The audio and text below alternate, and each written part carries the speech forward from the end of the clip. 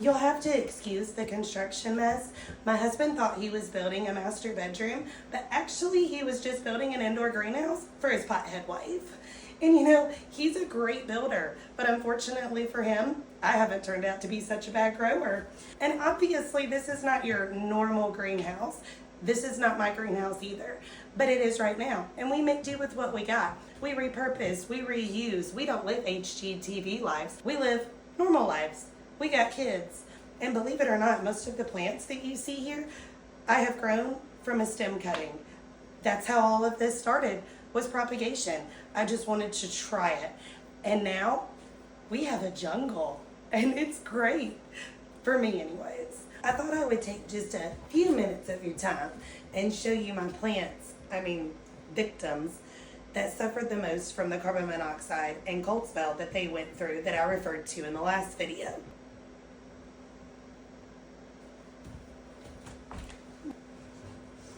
No! There is a broken leaf! A couple of my plants that got the most damage from the cold spell that they went through in the greenhouse, the white princess. This is the one that got edema. And as you can see, there's still some yellowing leaves on here. And this leaf over here was actually translucent when it first happened. You can still kind of see through it, but it's healed itself. And even though it did lose quite a few leaves, it's got new ones coming in. I've got one here. Oh my gosh, we have a broken leaf. You know what? Since you didn't want to live there, you won't. As you can see, like I said, we've lost quite a few leaves, but we get new growth. We have a bunch of new leaves coming in. We've got one here, here, here, and there's a really pretty one coming in right here. She's been through it. Every time she starts doing good, I mess it up. And it's not because I don't know what I'm doing, it's because I'm clumsy. I'll knock it over, or I'll hit it with another plant and it'll fall over and it'll snap a leaf off. But you know, she has stuck with me through all of this, and I know she's going to turn out to be beautiful. She's growing up a pole, and if the bottom part ends up being ugly, guess what? Off with the head. We'll have a whole new plant. She'll be great. And if you're wondering why there is saran wrap on my moss poles, this is a experiment that I am trying. During the summer, I'm able to take my plants out, get the hose pipe. I can shower them, make it rain, you know, make the jungle noises, all the happy things. But right now it's 32 degrees. We can't do that. Before I started wrapping them, I was having to come out here and water them every day. Although I could do that, it's a lot of work. And I have 4 kids, so I couldn't keep up. So I decided I would wrap them. And you know, it works great.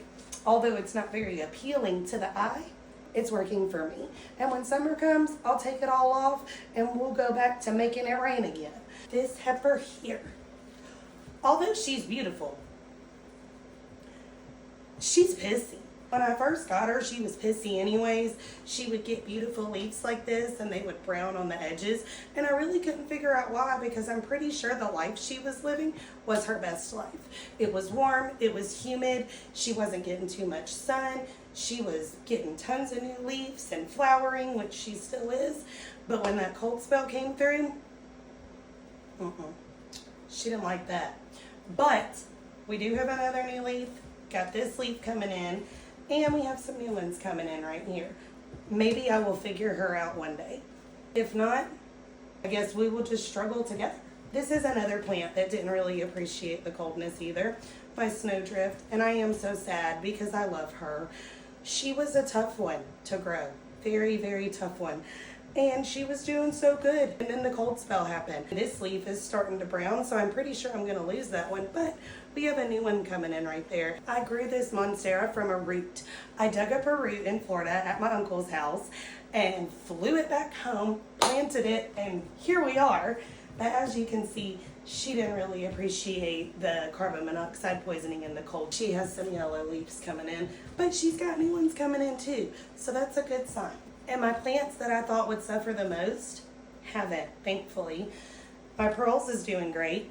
My Florida Ghost is doing great. And my Hoyas. My Hoyas are the ones that I definitely thought were going to suffer. Those are some of the plants that I have noticed the most damage from. I will continue to follow those and I will update y'all. I have some more plants that I can show also, but I will put that in a later video. But for now, thanks for watching.